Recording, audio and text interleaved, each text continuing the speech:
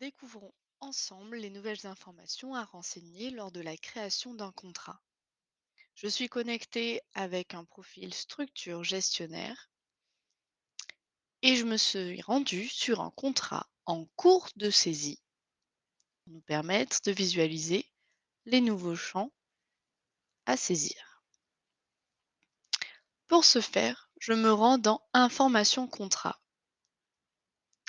Je visualise un nouvel espace Information sur l'assurance responsabilité civile.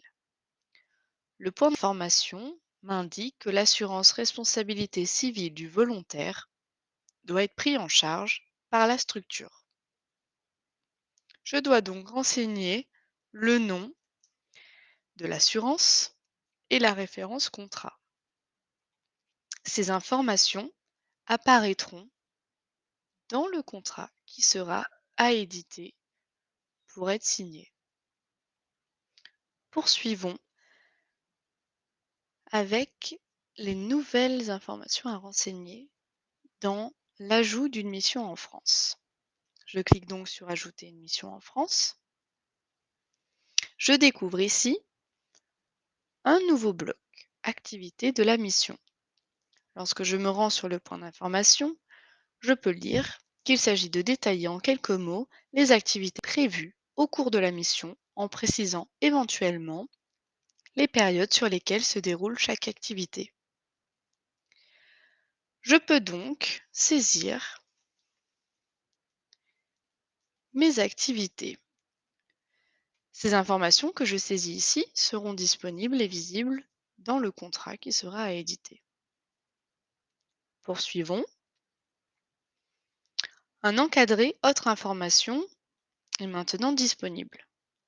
Dans cet encadré, je trouve plusieurs questions où il s'agit de répondre par non ou oui.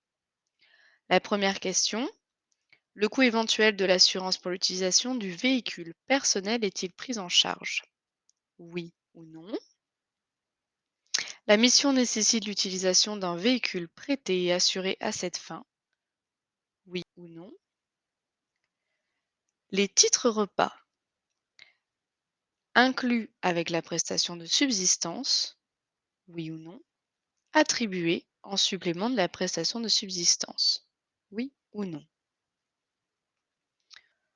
Maintenant, voyons les particularités de ces informations.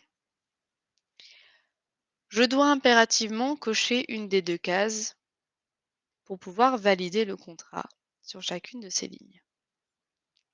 Dans notre exemple, il s'agira de répondre non au coût éventuel de l'assurance pour l'utilisation d'un véhicule personnel et oui pour la nécessité de l'utilisation d'un véhicule prêté et assuré à cette fin. Vous voyez ici une case agréée.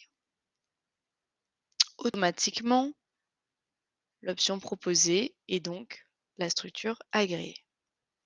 Prenons maintenant pour exemple une mise à disposition.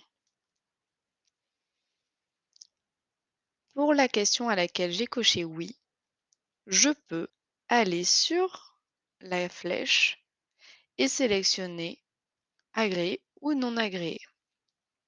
Ce qui signifie que j'indique que le véhicule prêté appartient à la structure non agréée, autrement dit à la structure d'intermédiation, puisque nous avons coché la case mise à disposition.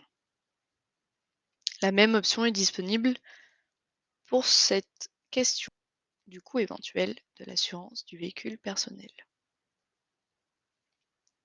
Je poursuis.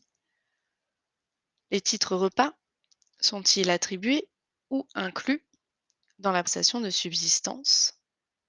Je peux cocher oui à l'un des deux, mais je ne peux pas cocher oui aux deux. Les titres repas sont soit inclus, soit attribués.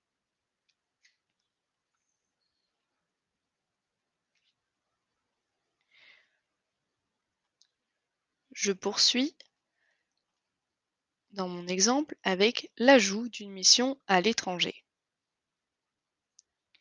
Je retrouve le nouveau bloc texte activité de la mission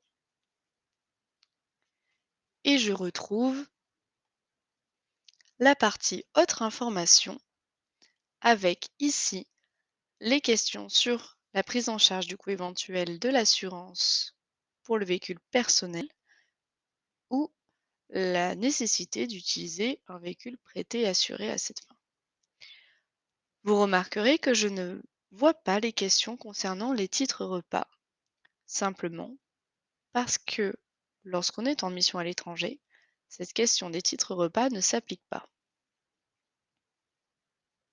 Je dois donc également obligatoirement cocher les cases pour pouvoir valider cette mission. Poursuivons. Je me rends maintenant dans les informations paiement.